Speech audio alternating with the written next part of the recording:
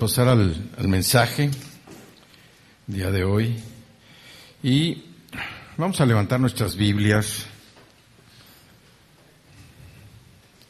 y vamos a declarar: esta es mi Biblia, esta es la palabra de Dios, es Dios hablándome a mí, es Dios hablándote a ti, es Dios hablándonos a nosotros. Yo escucho la palabra de Dios, yo estudio la palabra de Dios, yo entiendo la palabra de Dios, yo recibo la palabra de Dios. Oro porque la palabra de Dios se establezca en mi corazón, en mi mente y en mi vida. Toda la palabra de Dios es mía. Muy bien. Vamos a platicar hoy sobre pues las acciones que nosotros realizamos en nuestra vida. ¿Por qué? Porque nuestra actitud siempre está orientada hacia la acción. En la mayoría de los casos, nosotros siempre estamos orientados hacia la acción. Hay una situación, hay una circunstancia, algo que nos afecte, inmediatamente nosotros nos orientamos hacia la acción. Y por lo general, cuando nosotros vemos un problema, una situación, algo que se presenta en nuestra vida, buscamos darle la solución. Pero pocas veces, o al menos en mi caso, pocas veces, antes de entrar en acción, consideramos si es conveniente entender cuál es lo que nos impulsa, la razón que nos impulsa precisamente a tomar esa acción. ¿Por qué? Porque no todas las buenas acciones son motivadas para un buen propósito, o no todas las acciones son motivadas para un buen propósito. Nosotros a veces, cuando se presenta una acción, reaccionamos de una manera directa para tratar de solucionarlo. ¿Por qué? Porque nos sentimos con la capacidad, nos sentimos con la experiencia, nos sentimos también con los atributos necesarios para poder considerar esa situación que se nos está presentando y nosotros vamos a actuar de una manera directa. Entonces, hoy vamos a hablar también de cuál es la razón que nos mueve a actuar. Porque hay razones en nosotros que nos llevan a tomar ciertas decisiones que no siempre tienen un buen fin. Y voy a poner un ejemplo que pues es conocido de todos ustedes.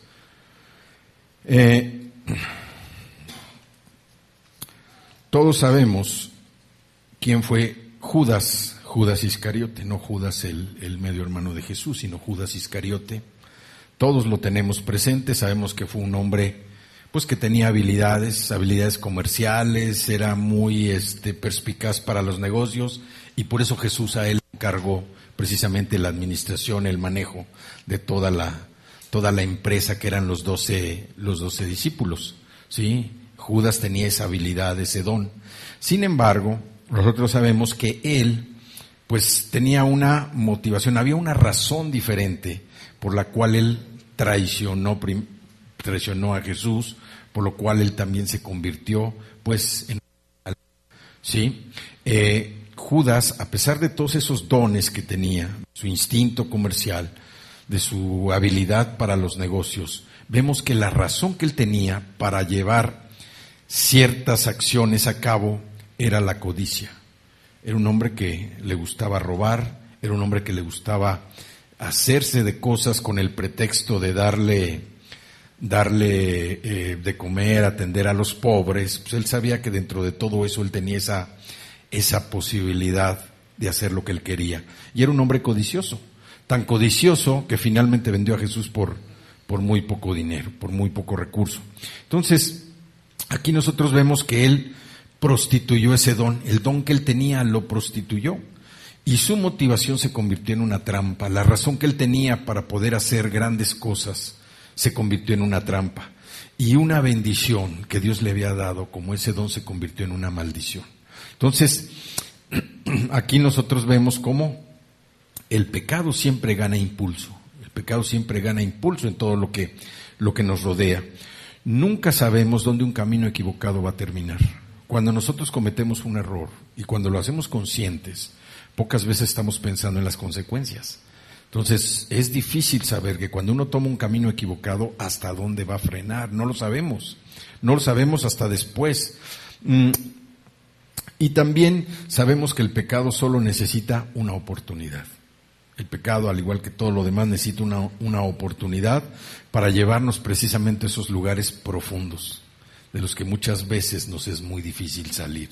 Entonces, vemos cómo Judas tenía una razón para actuar de esa manera. Esa razón era precisamente la codicia, ¿sí?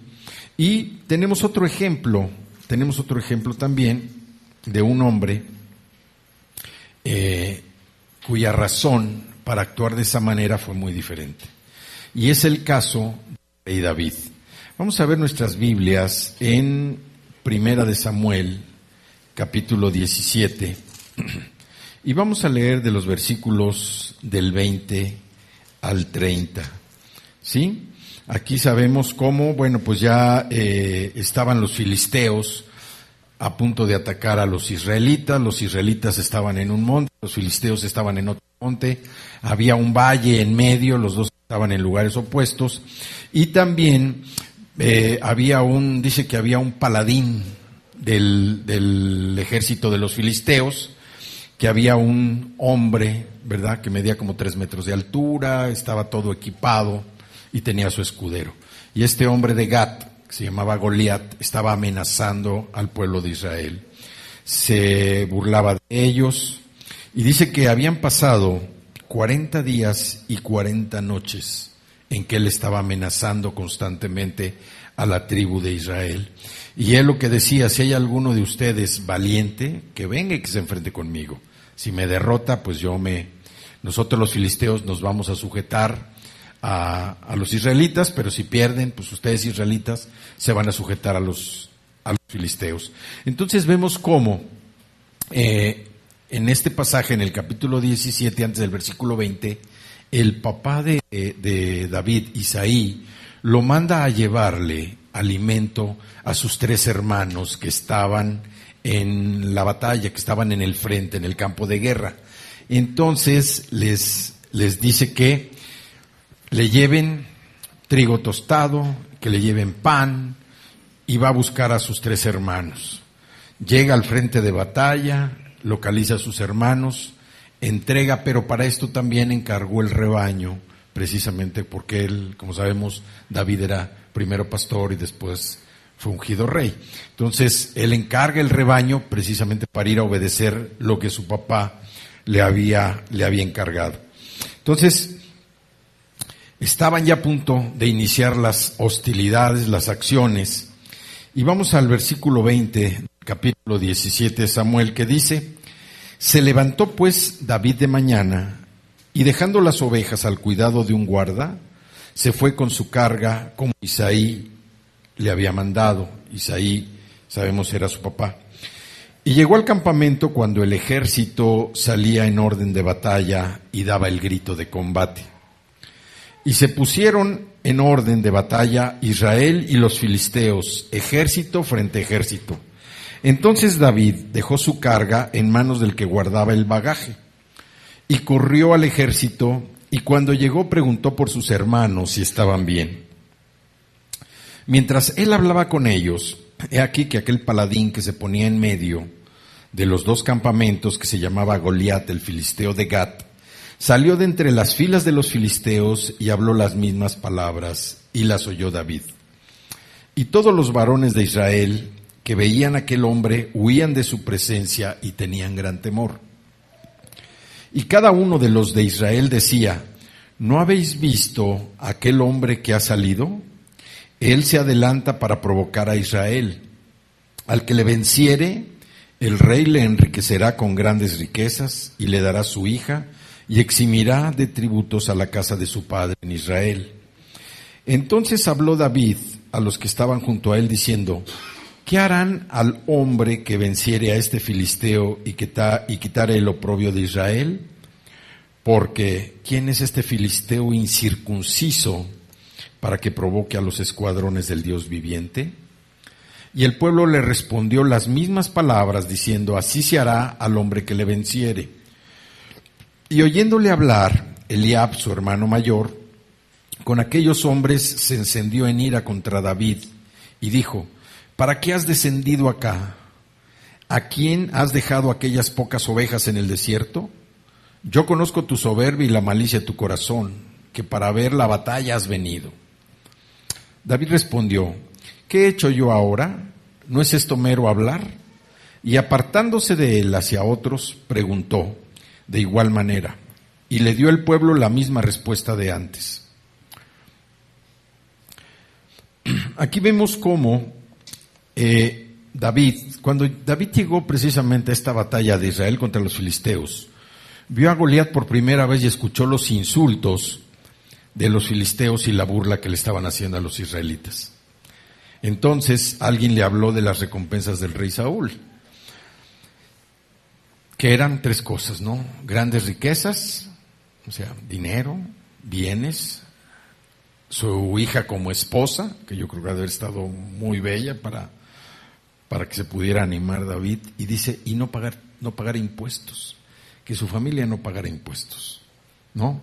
Entonces, eran tres razones muy atractivas para que él se animara precisamente, o cualquiera se animara a salir a pelear contra Goliat. ¿Sí? Dice en el versículo 25, y cada uno de los de Israel decía, ¿no habéis visto aquel hombre que ha salido? Él se adelanta para provocar a Israel, al que le venciere el rey, le enriquecerá con grandes riquezas y le dará su hija, y eximirá de tributos a la casa de su padre en Israel. Aquí vemos cómo estas recompensas realmente fueron, pues, razones de peso para que cualquiera se interesara en poder pelear. Sin embargo, en el caso de David, lo que lo impulsó al campo de batalla fue una cosa diferente. Fue defender el nombre del Señor. Dice en el 26, en la parte B, ¿quién es este filisteo incircunciso para que provoque a los escuadrones del Dios viviente?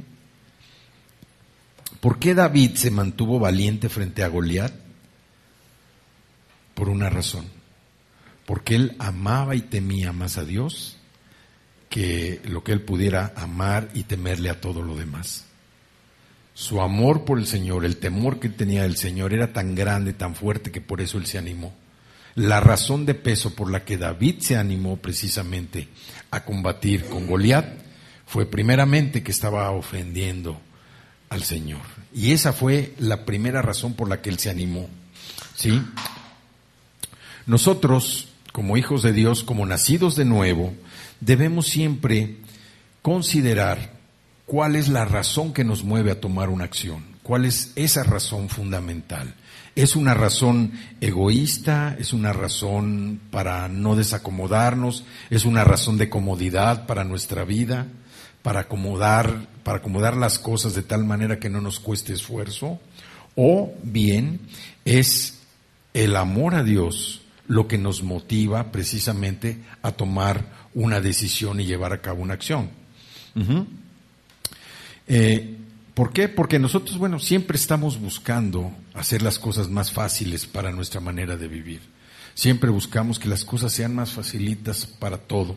Sin embargo, muchas veces esta facilidad que buscamos va de la mano ¿con qué? Con nuestro egoísmo. Con que nosotros no queremos prácticamente, mientras menos cosas hagamos, como que estamos mejor. Mientras no nos muevan de nuestra zona de confort, de nuestra área de comodidad, para nosotros mejor. Siempre buscamos o delegar o buscamos que alguien más pueda hacer las cosas para que nosotros no seamos incomodados. Pero el caso es que nosotros como nacidos de nuevo, con la experiencia espiritual que vamos adquiriendo, nosotros tenemos que estar conscientes de que la razón de peso para hacer tal o cual cosa siempre debe ser el Señor. Nosotros siempre debemos buscar qué es lo que el Señor busca en una situación dada, y nosotros, antes de tomar una respuesta o una acción como una reacción, valga la redundancia, hacia cierta situación, nosotros debemos primero estar conscientes que Dios debe estar en primer lugar en nuestra vida. ¿Por qué? Porque Él es el más interesado en que nosotros cada vez más nos parezcamos a Jesucristo, que nuestro carácter cada vez más sea parecido al de su Hijo, ¿sí? Si nosotros pensamos cuál ha sido el de los últimos o el último, o la última circunstancia que hayamos pasado o que estemos pasando actualmente, y pensemos, ¿es la honra de Dios y el crecimiento espiritual el centro de nuestros deseos o es alguna otra razón? ¿Qué es lo que nos está motivando ahorita a hacer frente a una circunstancia? Que estemos pasando al último conflicto que tuvimos. ¿Qué fue lo que nos movió? ¿La honra al Señor, nuestro crecimiento espiritual o algún deseo egoísta, algún deseo de querernos facilitar la vida? ¿Qué fue lo que nos movió? ¿Sí? ¿Por qué? Porque si no fue hacer la voluntad del Señor, si no fue nuestro desarrollo espiritual, nosotros estamos yendo en contra de lo que el Señor está haciendo, lo que Él intenta hacer en nuestra vida. Pero si la voluntad del Señor es más importante para nosotros que nuestros propios planes, nosotros podemos estar seguros que el Señor lo va a utilizar ¿para qué? Para nuestro crecimiento, para que nosotros podamos salir adelante, no solo de esa circunstancia o de esa situación, sino de cualquier otra circunstancia. Entonces, nosotros vemos cómo aprendemos precisamente de esta razón de David, de cómo él fue motivado más por un deseo personal, porque finalmente, bueno, él no tenía absolutamente nada más que la experiencia en cuidar rebaños, en alejar a las bestias, a los leones, a los osos, ¿sí? Y tenía la práctica de su única herramienta, que era su onda, ¿sí? Entonces, vemos cómo la razón de David para enfrentar precisamente a Goliat, en primera instancia, fue el temor y el amor a Dios. Él se sintió ofendido cuando vio cómo lo estaba el gigante, cómo estaba burlándose, cómo estaba sometiendo, presionando, acosando al pueblo de Israel. Entonces vemos cómo David tuvo una razón de peso, más que cualquier otra. Había un ofrecimiento de riquezas, había un ofrecimiento de la hija del rey y el no pago de impuestos, ¿no? Para nosotros yo creo que la más importante sería el no pago de impuestos, ¿verdad? Pero nosotros nos damos cuenta cómo David tuvo esa razón, no estas, sino la razón de amar y temer a Dios. Vamos a la segunda parte, que es del versículo 31 en adelante, que dice el 31: fueron oídas las palabras que David había dicho, y las refirieron delante de Saúl, y él lo hizo venir. Y dijo David a Saúl: no desmaye el corazón de ninguno a causa de él, tu siervo irá y peleará contra este filisteo. Dijo Saúl a David, aquí está la fe de Saúl: no podrás tú ir contra aquel filisteo para pelear con él, porque tú eres muchacho y él un hombre de guerra desde su juventud. David le respondió: tu siervo era pastor de las ovejas de su padre, y cuando venía un león o un oso y tomaba algún cordero de la manada, salía yo tras de él y lo hería y lo libraba de su boca. Y si se levantaba contra mí, yo le echaba mano de la quijada y lo hería y lo mataba. Fuese león, fuese oso, tu siervo lo mataba.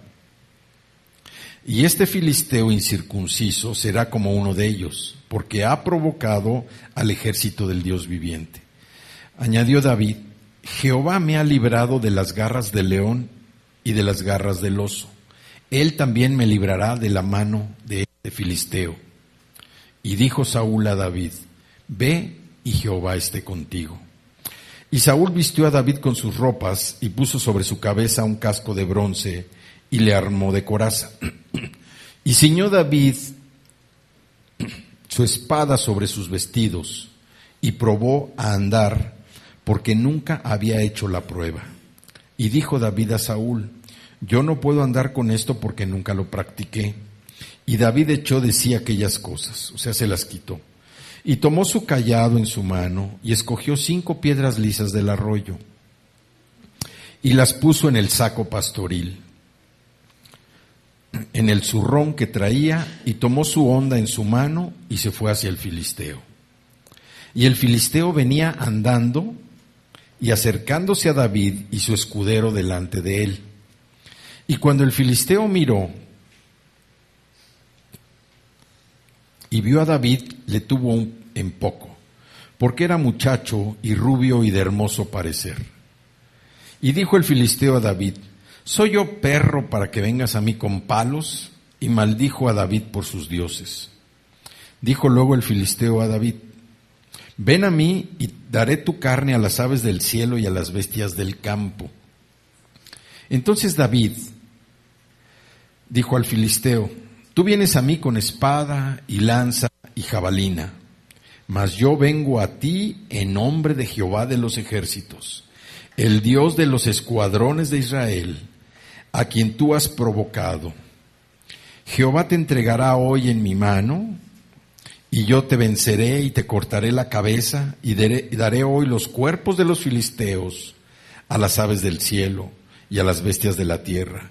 Y toda la tierra sabrá que hay Dios en Israel, y sabrá toda esta congregación que Jehová nos salva con espada y con lanza, porque de Jehová es la batalla, y él los entregará en nuestras manos.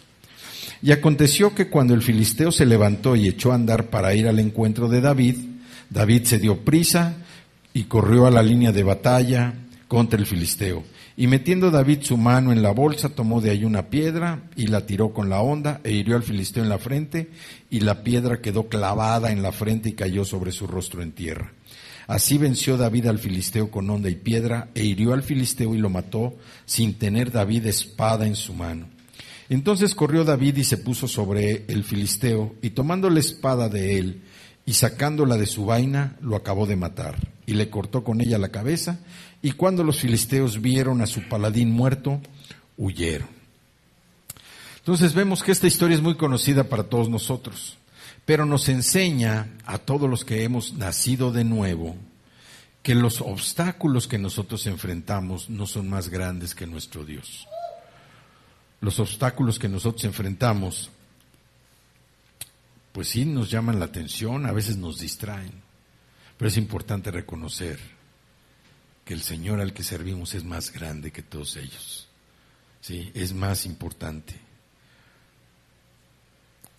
Nuestra situación puede ser tan grande, tan complicada, que debemos entender que el Señor es soberano, sobre todo en el cielo y en la tierra, y que Él tiene el poder precisamente para sacarnos adelante. Aquí vemos cómo David tenía una confianza que no se movía. ¿Por qué? Porque ya la experiencia le había demostrado que Dios era fiel. Dios le había demostrado su fidelidad. El joven pastor recordó cómo el Señor le había dado la victoria en ocasiones distintas, cuando un león y un oso amenazaron su rebaño. Ahí en el versículo 37 dice: añadió David: Jehová me ha librado, que me ha librado de las garras del león y de las garras del oso, Él también me librará de la mano de este filisteo. Y dijo Saúl a David: ve y Jehová esté contigo. Nuestra fe se fortalece también de manera semejante cuando recordamos todo lo que Dios ha hecho en nuestra vida, todo lo que Dios nos ha dado, todo lo que Dios ha hecho para sacarnos adelante. Es algo que nosotros debemos recordar para tener esa confianza y nuestra fe se vea fortalecida. Vemos cómo Dios nos ha demostrado que es digno de confianza en el pasado. Confiar en el Señor nos da valentía precisamente para enfrentar los retos, para enfrentar todo aquello, todas esas circunstancias, situaciones, adversidades que se presentan. ¿Por qué? Porque nosotros debemos saber tres cosas. Primero, ¿quién es Cristo en nosotros? Cristo es nuestro Señor, nuestro Salvador y nuestro protector. Segundo, ¿quiénes somos nosotros en Cristo? Somos los hijos de Dios, sus hijos adoptivos. Estamos seguros por la eternidad y con la presencia del Espíritu Santo. Tercero, lo que tenemos en Cristo. ¿Qué tenemos en Cristo? La promesa de acceso directo al Dios Todopoderoso. Ahí en el versículo 45 dice: entonces dijo David al filisteo: tú vienes a mí con espada y lanza y jabalina, mas yo vengo a ti en el nombre de Jehová de los ejércitos, el Dios de los escuadrones de Israel, a quien tú has provocado. Jehová te entregará hoy en mi mano, y yo te venceré y te cortaré la cabeza, y daré hoy los cuerpos de los filisteos a las aves del cielo y a las bestias de la tierra, y toda la tierra sabrá que hay Dios en Israel, y sabrá toda esta congregación que Jehová nos salva con espada y con lanza, porque de Jehová es la batalla, y Él los entregará en nuestras manos. La espada, la lanza, la jabalina, nada llega, nada es del tamaño precisamente para mover una fe que nosotros debemos tener en el Señor, en un Dios vivo y verdadero. Ahí en Isaías 54, 10, 17, es también una escritura muy conocida de todos ustedes, que dice: ningún arma forjada contra ti prosperará, y condenarás toda lengua que se levante contra ti en juicio. Esta es la herencia de los siervos de Jehová, y su salvación de mí vendrá, dice el Señor. David sabía que Dios estaba con él, ya había visto lo que su presencia podía lograr en su vida, y por eso declaró su confianza con firmeza para la gloria del Señor. En vez de fijar nosotros nuestra atención en el obstáculo, nosotros debemos comenzar a enfocarnos en la grandeza de nuestro Dios. Si confiamos en Él y le obedecemos, su Espíritu nos va a equipar para enfrentar cualquier situación y cualquier problema. Y nuestra fe lo que va a hacer es darle gloria.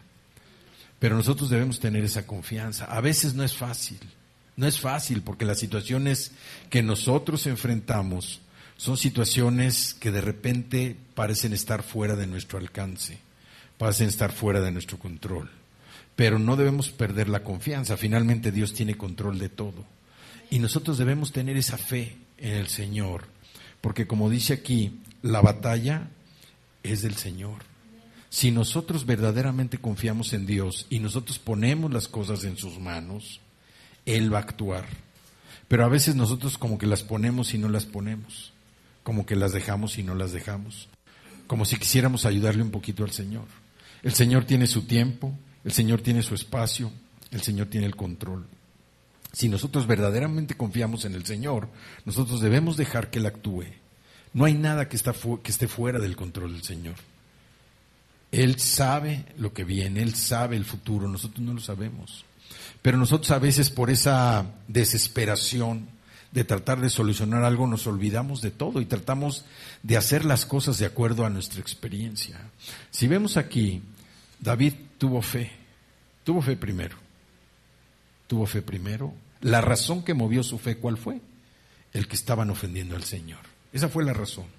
Y después recordó lo que el Señor había hecho en su vida pasada. No recordó primero lo que el Señor había hecho para tener fe. No sé si me entienden. ¿Sí? Él actuó como una razón, una reacción. Él actuó de inmediato. ¿Por qué? Porque era tal la ofensa que le estaban dando. Y yo me imagino que David veía a todos tan temerosos, tan miedosos, tan pasivos, que dijo: oigan, vean lo que está diciendo este hombre, vamos a defendernos. Pero veía tal pasividad que él dijo: yo me aviento. Entonces, él primero mostró su fe. La razón que le dio la fe fue el temor y el amor que él tenía de Dios. Y después ya empezó, cuando vinieron los argumentos de por qué no podía o por qué sí podía, que dijo él: yo ya lo he hecho. Dios ha estado conmigo desde antes. Ya he matado un león, me he enfrentado a un león, me he enfrentado a un oso, he salido adelante. Y he sacado mi rebaño de la boca de la presa. O sea, dice de la quijada. O sea que no se limitaba nada más a la onda, sino que sabía él cómo abrir el hocico, ¿sí? Para rescatar a sus ovejas. Entonces, nosotros vemos que primero fue la fe lo que movió a David y después viene recordar lo que Dios había hecho en su vida. Y nosotros a veces nos tienen que sacudir para decirnos, oye, es que acuérdate lo que el Señor hizo en tu vida, lo que Dios ha hecho, ¿te acuerdas de esa situación? Ah, sí es cierto. Ah, pues entonces como que viene la fe. Pero la fe tiene que ser algo natural de nosotros, demostrando que verdaderamente confiamos en el Señor, que verdaderamente tenemos esa fe en Él, en que Él va a solucionar la situación que estemos enfrentando. No recordar, pues sí, mira, el Señor ya nos ayudó en esto, nos ayudó en una enfermedad acá, salimos adelante acá, pudimos hacer esto, de este accidente me libró. No, pues si el Señor me ha librado, entonces sí debo tener fe. No, es al revés.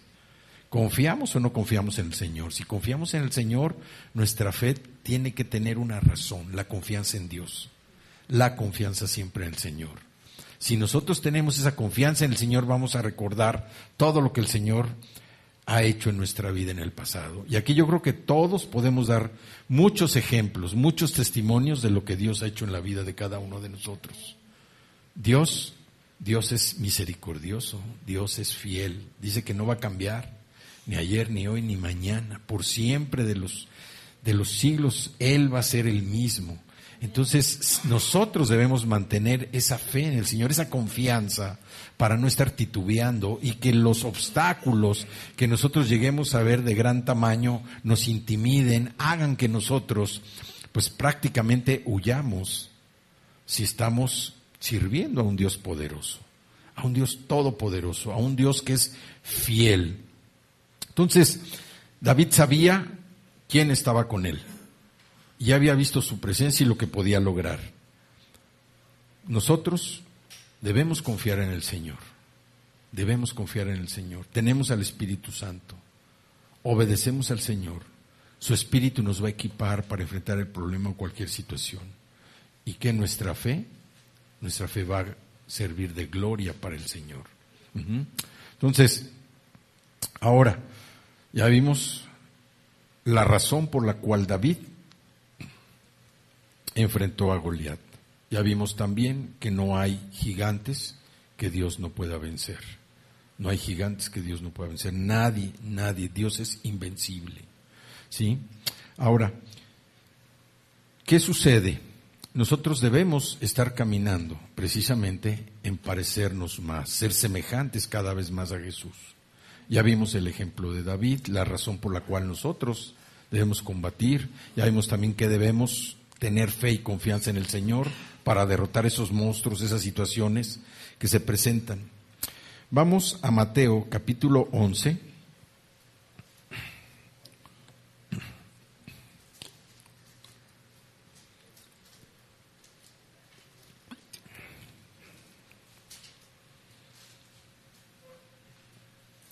Del 28 al 30.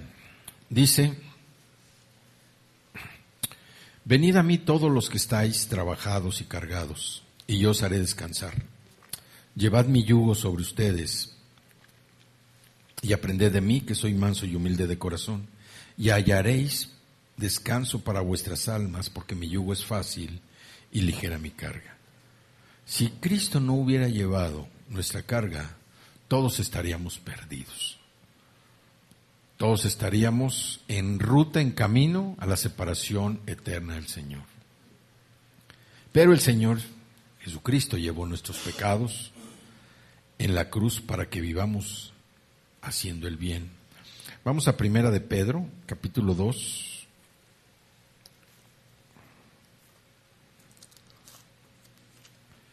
Y versículo 24. 2. Primera de Pedro 2:24 dice: quien llevó él mismo nuestros pecados en su cuerpo sobre el madero, para que nosotros, estando muertos a los pecados, vivamos a la justicia, y por cuya herida fuisteis sanados. Pedro cita a Isaías para recordarnos el gran regalo que Cristo nos ha dado.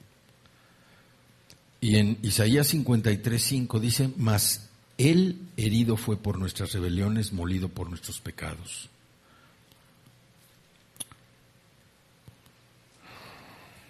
El castigo de nuestra paz fue sobre Él, y por su llaga fuimos nosotros curados.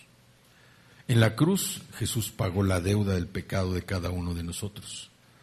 Y en el momento mismo en que nosotros lo aceptamos como Señor, como Salvador personal, su provisión es aplicada a nuestra vida. El castigo que nosotros debíamos recibir por nuestras transgresiones, por nuestros pecados, es removido. Y nosotros somos hechos libres. Que a veces no nos sintamos libres, bueno, es porque no podemos terminar de creer en que ya nuestra vida pasada todo quedó atrás y todavía seguimos arrastrando cosas del pasado que no permiten que nosotros caminemos al ritmo, al paso que el Señor nos está marcando. Jesús le dijo a los cansados y a los oprimidos, vengan a mí todos los que están trabajados y cargados y yo los haré descansar.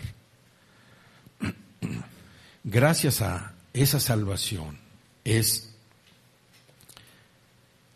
porque Jesús llevó nuestros pecados y Él nos demuestra con eso que Él es el modelo perfecto para nosotros, que Él es el modelo que nosotros debemos seguir precisamente para que nuestra vida siga cambiando. La Biblia, como nosotros sabemos, pues es un libro escrito por hombres, pero fue inspirado por Dios. Y la Biblia sirve para cambiar nuestra vida. No sirve para otra cosa, sirve para cambiar nuestra vida. Por eso nosotros debemos estudiarla, debemos discernir, entender, recibir es la palabra, aplicarla a nuestra vida, porque la Biblia lo que hace es que cambie nuestra vida. No busca otro objetivo, que cambie nuestra vida. Por eso debemos estudiarla, por eso debemos involucrarnos. Dios nos predestinó para ser conformados a su imagen. Ahí en Romanos capítulo 8 y en el versículo 29 nos habla, dice, porque a los que antes conoció también los predestinó para que fuesen hechos conforme a la imagen de su Hijo, para que Él sea el primogénito entre muchos hermanos. Y aquí también lo que nos hace ver la Escritura es que nosotros debemos también acompañar a nuestros hermanos que estén pasando por situaciones, por pruebas, porque nuestra naturaleza espiritual es precisamente ser ayuda para todos aquellos hermanos que tienen alguna dificultad. Es parte de nuestra labor, de nuestra responsabilidad como hijos de Dios. Y es precisamente el sello distintivo de un nacido de nuevo. El amor que Dios nos ha dado, nosotros lo tenemos que manifestar precisamente hacia los demás. Esto debe hacerse presente o evidente en la forma en que nosotros nos conducimos con nuestros demás hermanos o con la gente en general. A veces llevar cargas de otras personas es difícil. ¿Por qué? Porque uno no puede con las suyas, no puede con lo que tiene, y llevar las cargas es difícil, pero nosotros no podemos esperar a que nuestros problemas estén resueltos. No podemos esperar a que nuestros problemas estén resueltos para tratar de colaborar o ayudar a otra persona. Nosotros debemos hacer un lado, ¿sí? ¿Por qué? Porque debemos nosotros imitar al Señor y ayudar. Presentar siempre a Jesús en nuestras acciones. La razón que a nosotros nos motive precisamente es el temor y el amor de Dios. Entonces, nosotros no podemos decir que imitamos a Jesús y a veces no podemos ayudar a los que están con nosotros. Y es difícil porque con las cargas, las preocupaciones que uno tiene, pues es difícil, a veces complica un poco para poder ayudar. Sin embargo, la Escritura no dice que hasta que te quites todas tus preocupaciones puedes ayudar, no. La ayuda debe ser espontánea. Por eso somos servidores y como decía la Escritura, sí, somos llamas de fuego. Llamas de fuego. El Señor con la palabra identifica, define. Dice, llamas de fuego, mis servidores. Entonces nosotros así debemos ser como esas llamas de fuego para servir. ¿sí? Sabemos que Pablo enfrentó también muchos obstáculos y sin embargo continuó él sirviendo a otros. Allí en Filipenses 4:19 dice: mi Dios pues suplirá todo lo que os falta conforme a sus riquezas en gloria en Cristo Jesús. Esto significa que nosotros podemos apoyar a otras personas en medio de las cargas, aun cuando tengamos la nuestra. ¿Por qué? Porque la gracia de Dios es más que suficiente para la persona a la que estamos ayudando y para nosotros. La manera de servir es precisamente el estar dispuestos a tender la mano, a que el Señor sea glorificado, a que el Señor sea conocido, a que el Señor sea alabado a través de la ayuda que nosotros podamos prestar. Nosotros hemos recibido ayuda de muchas personas y le damos gracias a Dios por la vida de esas personas, pero también lo importante es que Dios ha sido glorificado. Muchas veces la ayuda no se va a medir por qué me van a dar a cambio, qué voy a recibir a cambio, porque entonces nosotros estaríamos actuando con una razón distinta, una razón de reciprocidad. Tú me das, yo te doy. El día en que no me des, pues yo no te doy. O el día en que yo no doy, no voy a recibir. Entonces una mentalidad del mundo. El Señor dice que nosotros demos, dice que es más bendito dar que recibir. Entonces nosotros debemos tener como norma de nuestra vida el estar dispuestos, prestos siempre a dar, a brindar ayuda, a brindar consuelo, a dar consejo. Todo lo que nosotros podamos hacer tiene que salir de una forma espontánea y natural de nuestra vida. Hay veces en que se suscitan a lo mejor situaciones en la madrugada y uno dice, ay, ahorita levantarme para salir, pues estoy tan rico en la cama, en el tercer sueño, que me cuesta trabajo. Bueno, no importa. La ayuda siempre debe estar presta. El Señor, nosotros sabemos que trabaja las 24 horas del día, el Señor no descansa, y también el Señor quiere que nosotros lo mostremos a Él para que sea glorificado. Él solo sabe de qué manera cada uno de nosotros puede servir. Cada uno de nosotros puede servir, el Señor sabe, y cada uno de nosotros también sabemos de qué manera podemos servir al Señor. Y no me refiero que sea el trabajo directamente aquí en la congregación, sino el Señor nos da una dirección, nos da un llamado. El primer llamado del Señor hacia nosotros fue el llamado de la salvación. El segundo llamado es el de la santidad y el tercer llamado es el del servicio. Entonces, así como el Señor nos está llamando, Él sabe en lo que nosotros podemos servir.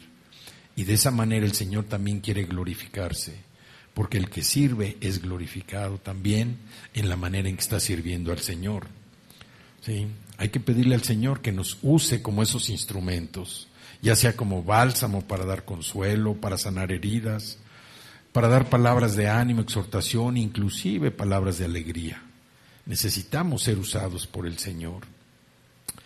Y vamos a Hebreos 12:2. También es un pasaje muy conocido, que todos los que hemos nacido de nuevo lo tenemos presente. Dice, puestos los ojos en Jesús, el autor y el consumador de la fe, el cual por el gozo puesto delante de él sufrió la cruz, menospreciando el oprobio, y se sentó a la diestra del trono de Dios. Aquí nosotros vemos cómo Jesús soportó el dolor, el escarnio, la pena, el rechazo, la traición, por el gozo puesto delante de él. Y ese gozo bastó para mantenerlo enfocado e impedirle contestar a todos sus agresores. ¿Cuál fue ese gozo de Jesús en que pudiera resistir y aguantar? ¿Cuál creen que fue ese gozo? Dice, el gozo puesto delante de él. ¿Cuál era ese gozo de Jesús? ¿Saben cuál era ese gozo? Nosotros. Ese era el gozo que él tenía, nosotros. La expectativa que Jesús tenía, anticipando lo que habría de venir, para lo cual él había venido, restaurar la relación del hombre con el Señor. Por eso él resistió. Él no se fijó en la circunstancia que estaba viviendo. El gozo de él lo motivaba a resistir porque sabía que nosotros íbamos a ser salvados. Ese es el ejemplo que Él nos da. No fijarnos en lo que tenemos ahorita, hay que fijarnos en la vida eterna que nos espera. A veces es difícil entenderlo porque, pues, oye, falta esto, falta lo otro, no nos alcanza para esto, no nos alcanza, pero estemos pensando siempre, Jesús, el autor y consumador de la fe, Él mirando hacia adelante, más allá de lo que estaba viviendo, tenía gozo porque Él sabía que ese gozo éramos cada uno de nosotros. Cada uno de nosotros, la salvación de cada uno de nosotros. Él sabía que no se iban a quedar las cosas igual, que todo iba a ser transformado. Y así como la vida de cada uno de nosotros ha sido transformada y se sigue transformando a través del tiempo, ¿por qué? Porque nosotros estamos confiando en un Dios todopoderoso. Nosotros confiamos en Jesucristo también, su Hijo, y el Espíritu Santo nos está constantemente ministrando. El Espíritu Santo nos está constantemente llenando nuestro corazón, nuestro pensamiento. Escuchamos la palabra, estudiamos la palabra, hablamos la palabra, la estamos recibiendo, la estamos poniendo por obra a través de todo este ejercicio que nosotros hacemos todos los días. El desarrollo espiritual de nuestra vida va hacia adelante.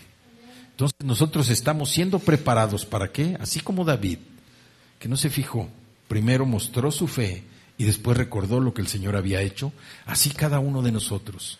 Primero tenemos que mostrar la fe en lo que el Señor quiere que hagamos y después recordar lo que Dios ha hecho en nuestra vida.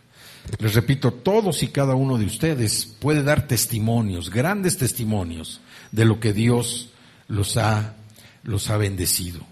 Así es que nosotros tenemos que seguir adelante. ¿Por qué? Porque Jesús, el autor y consumador de la fe, mora en cada uno de nosotros. El Espíritu Santo mora en cada uno de nosotros. ¿Sí? Entonces, la razón de David para enfrentar al filisteo era una razón de peso. Más que las riquezas, más que la hija del rey, más que el no pagar impuestos o tributos, la razón era el amor y el temor que él tenía de Dios. ¿Qué hizo él para vencer al filisteo? Mostró primero fe y luego recordó lo que el Señor había hecho en su vida, lo que ya había vivido. Y todos nosotros hemos vivido momentos difíciles en donde Dios nos ha sacado adelante, momentos donde nosotros hemos podido reconocer que Dios es Dios vivo, que Dios es verdadero, que Dios nos trae, que nos cuida, que nos guía, que somos su especial tesoro. Y después, ¿qué dice Jesús? Vengan a mí los que estén cargados, los que estén trabajados, yo los haré descansar. Necesitamos confiar más en el Señor, dejarle nuestras broncas, dejarle nuestros problemas, dejarle nuestras situaciones y permitirle que Él sea el que trabaje, que no seamos nosotros los que queramos ayudar, dejarle al Señor para que Él se muestre. Como dijo David, la batalla, el Señor no necesita de espada, no necesita de jabalina ni de lanza. El Señor toma la batalla en sus manos, nos representa a nosotros que somos sus hijos. Cristo mora en nosotros, nosotros somos en Cristo, ¿sí? Somos sus hijos, Él es nuestro Salvador, tenemos acceso al Padre, a la vida eterna, o sea, tenemos una serie de bendiciones en nuestra vida que debemos aprovechar. Jesús nos da el ejemplo de lo que lo motivó a Él, ese gozo que Él veía en circunstancias difíciles, en circunstancias de dolor. ¿Cuál era? ¿Cuál era ese gozo? Nosotros, cada uno de nosotros. Debemos sentirnos contentos, orgullosos, felices, agradecidos de que ese gozo que Él tenía era precisamente el futuro. Cada uno de nosotros.